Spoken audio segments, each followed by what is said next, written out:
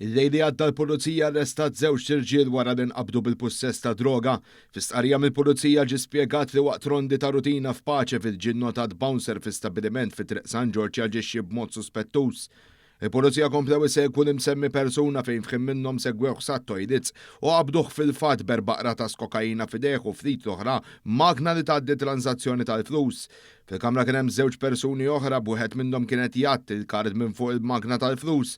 Is-serb ta' 21 sena li kienet jagħmel xogħol ta' bouncer u li allegatament inqabad fil-fatt ibeħħ id-droga ġie arrestat fuq il-post minn investigazzjonijiet li saru irriżulta li l-magna tal-flus kienet allegatament proprjetà tad-DJ li kienet doq fl-istabbiliment dak il-ħin. Il-Pulizija proċediet bl-arrest tad-DJ li bjan ta' 34 sena fejn minn tfittxijiet li saru fil-possess tiegħu instabu magna oħra li tgħaddi transazzjonijiet tal-flus kif ukoll ammont taqra ta' svojta li l-kol ġew elevati. L-investigazzjonijiet tal-Pulizija għadhom għaddejjin.